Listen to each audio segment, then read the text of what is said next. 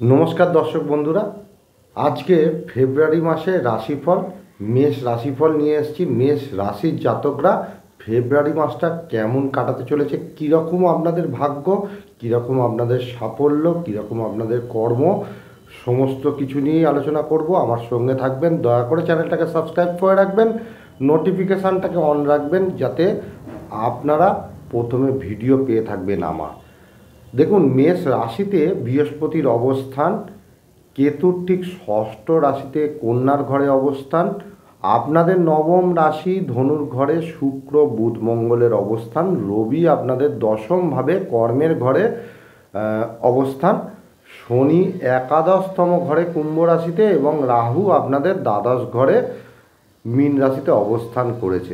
তা আপনাদের যখন রাশির অধিপতি মঙ্গল আর অষ্টম ভাবের অধিপতি মঙ্গল, সে কিন্তু নবমভাবে অবস্থান করেছে এবং দশম স্থানে গোচর করবে। তা 9-10 ভাবে গোচর করবে। আপনাদের শরীর স্বাস্থ্য মোটামুটি ভালোই থাকবে মাসটায়।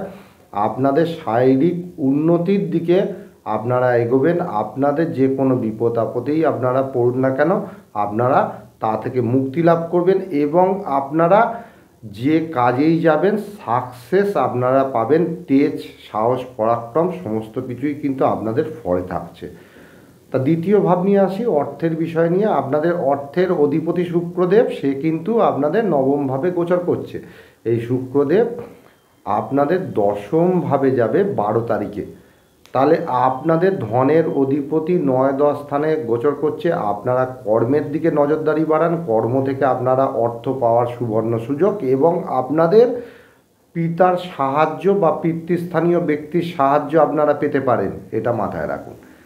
তৃতীয় ভাব আপনাদের যোগাযোগ, সহযোগীর ঘর। তৃতীয় ভাবের অধিপতি বুধ, সে কিন্তু নবমভাবে গোচর করছে।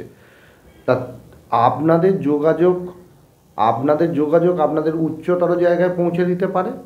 আপনাদের ছোটোখাটো ভ্রমণ, কর্মসূত্রে ছোটোখাটো ভ্রমণ, সেগুলো কিন্তু এ মাসটায় লেগে থাকবে।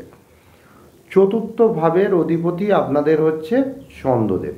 সেই চন্দ্রদেব কিন্তু চন্দ্রদেব খুবই চঞ্চল এবং মাসটায় যেরকম থাকবে আপনারা কিন্তু গৃহগত একটা সমস্যার সম্মুখীন হবেন, তা থেকে কিন্তু মুক্তি লাভও হবে।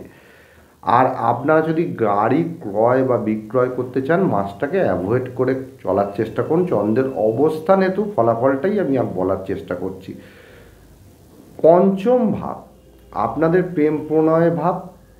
আপনাদের প্রেম প্রণয়ের অধিপতি এখানে রবি। সেই রবি কিন্তু দশমভাবে গোচর করছে। 13 তারিখে রবি একাদশতম ঘরে যাবে। তাহলে আপনাদের নতুন করে প্রেমে পড়তে পারেন, প্রেমে সফলতা, যারা প্রেম করছেন তাদের বিবাহযোগ, প্রেমের দিক থেকে আপনারা মধুর আনন্দ ওঠাতে পারবেন মাসটাতে। এবার আসি আপনাদের বিদ্যা নিয়ে। তা বিদ্যা মোটামুটি আপনাদের শুভই যাবে। যারা বিদ্যার্থী শিক্ষার্থী আছেন তাদের মাসটা শুভই যাবে, ভালো খারাপ মিশিয়ে যাবে। অবশ্যই বিদ্যায় মনোযোগ বাড়ান, তাতে কিন্তু উপকৃত হবেন।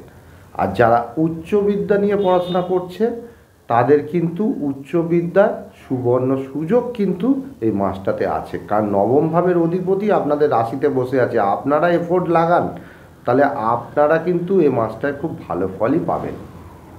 ষষ্ঠভাবে আপনাদের কেতু বসে আছে। তা ষষ্ঠ থেকে যারা ঋণে জর্জরিত হয়ে আছেন তাদের কিন্তু ডিস্টার্বনেস কেতু এখানে বসে থাকার দরুন থাকবে এবং এই কেতুর জন্য শরীর নিয়ে অবশ্যই সজাগ সতর্ক থাকবেন।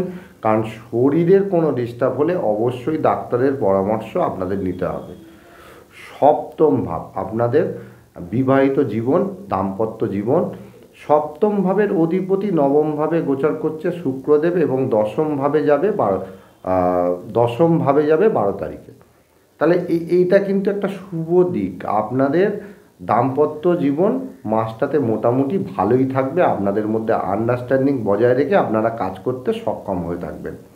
এবার আসি আপনাদের কর্ম বিষয়ে আলোচনা করব। তা কর্মের কথায় আসি। কর্মপতি আপনাদের শনিদেব, দশম ভাবের অধিপতি শনিদেব, সে কিন্তু একাদশভাবে বসে আছে।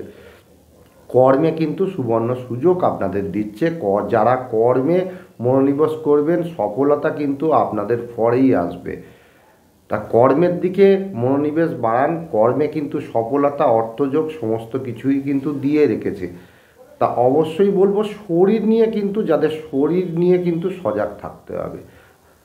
আর দ্বাদশে রাহু, আপনাদের ব্যয় ভাবকে নিয়ন্ত্রণ করার চেষ্টা করুন, কারণ আপনাদের আয়ের থেকে ব্যয়ের ভাগটা বেশি হয়ে যাচ্ছে। ফালতু ব্যয়, অহেতুক ব্যয়, লাক্সারিয়াস কারণে ব্যয়, নিজের বুদ্ধির বলে ব্যয়, এইগুলো কিন্তু করাবে রাহু। দ্বাদশে রাহুর অবস্থান এবং বুধের নক্ষত্রে আপনাদের ডকুমেন্টারি গণ্ডগোল আসতে পারে। ডকুমেন্টস যদি বেড়াতে যান সেখানে সঠিক নথিপত্র আপনারা নিয়ে যান, না হলে কিন্তু বিপদে পড়তে পারেন। আপনাদের কর্মক্ষেত্রেও যাদের ডকুমেন্টারি মানে কাগজপত্র আপনাদের গুছিয়ে রাখতে হবে, না হলে কিন্তু আপনারা মাসটায় ঝামেলায় পড়তে পারেন। তা আমি জানানোর চেষ্টা করলাম মেষ রাশিফল ফেব্রুয়ারি মাসটা আপনারা কেমন কাটাতে চলেছেন। আর অবশ্যই লাস্টে যেরকম রেমিডির পার্ট নিয়ে আসি, সেই রেমিডির পার্টটা বলবো। আপনারা নবগ্রহ বীজ মন্ত্র জপ করুন, মাসটা মোটামুটি আপনাদের ভালোই থাকবে। জয় মাতারা। আজ এখানেই ভিডিও শেষ করছি, নেক্সট ভিডিওতে অবশ্যই দেখা হবে।